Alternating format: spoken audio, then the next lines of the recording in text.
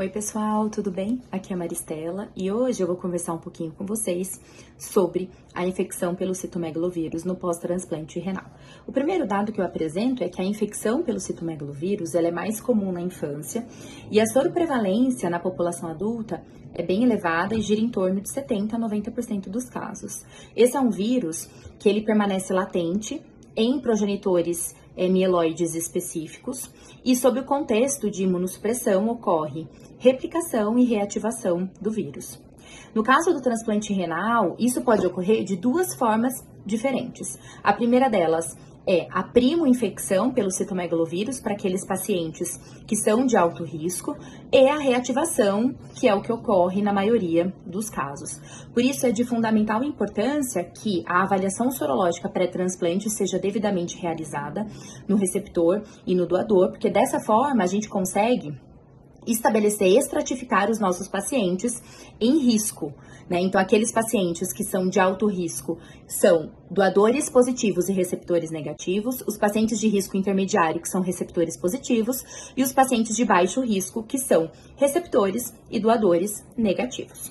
Os principais fatores de risco para a infecção pelo citomegalovírus no pós-transplante é o match sorológico, então aqueles que são aquele conjunto, né, doador positivo, receptor negativo, e aqueles pacientes que fazem uso de terapia linfodepletora, seja para a indução do transplante ou para o tratamento de rejeição aguda.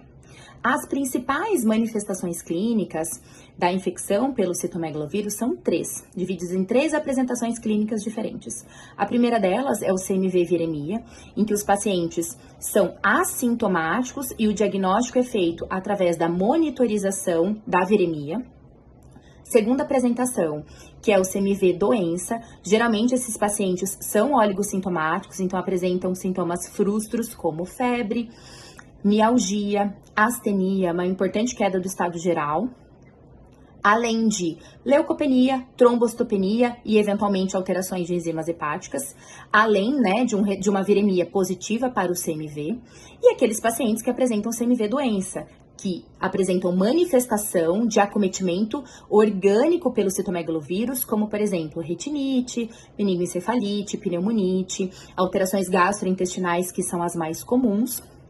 E o diagnóstico ele é estabelecido através da evidência do vírus acometendo os tecidos, né? Então, são inclusões citoplasmáticas virais em tecidos específicos. Diante disso, né, diante da importância desse tema e do seu potencial de impacto no transplante renal, é importante que estratégias de redução de risco de infecção pelo citomegalovírus sejam estabelecidas pelos serviços que trabalham com esses pacientes. E hoje nós temos duas grandes estratégias de redução de risco já muito bem estabelecidas. A primeira delas, a primeira estratégia de redução de risco é o tratamento preemptivo. O tratamento preemptivo, ele consiste na monitorização frequente da viremia no pós-transplante renal, então a partir do 21º dia até o 90º dia de transplante, ou após o tratamento de rejeição aguda. Já a segunda estratégia de redução de risco é a profilaxia universal. A profilaxia universal consiste na administração de um antiviral, seja o valganciclovir ou o ganciclovir, sistematicamente para pacientes de alto risco, ou seja, doadores positivos e receptores negativos, por 3 a 6 meses. As duas estratégias, pessoal, são igualmente eficazes e as duas apresentam vantagens e desvantagens. Em relação ao tratamento preemptivo, as vantagens do tratamento preemptivo é que ele apresenta um menor custo, apresenta uma menor exposição do paciente ao antiviral e, consequentemente, aos efeitos adversos dessa medicação. E esses pacientes, eles apresentam um menor risco de infecção tardia pelo citomegalovírus. Em relação à profilaxia universal, é o oposto, né? Então, esses pacientes apresentam mais caro, né? Maiores custos, maior exposição desses pacientes ao antiviral e, consequentemente, aos efeitos colaterais dessas medicações e também à resistência associada ao uso, né, de medicações antivirais, maior risco de resistência e, consequentemente, maior risco de infecção tardia pelo citomegalovírus.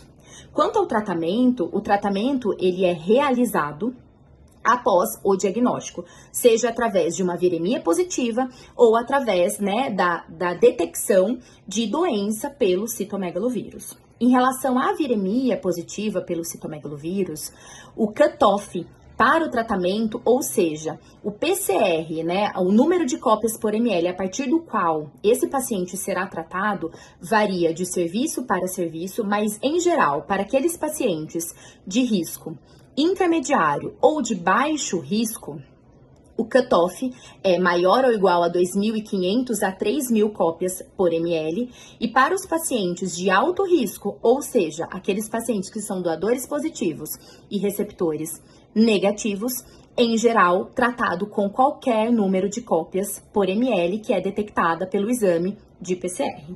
O tratamento é feito com ganciclovir ou valganciclovir, lembrando que para os casos leves a moderados, é possível a utilização do valganciclovir. Para os casos graves, apenas o ganciclovir é validado e indicado para esse tratamento.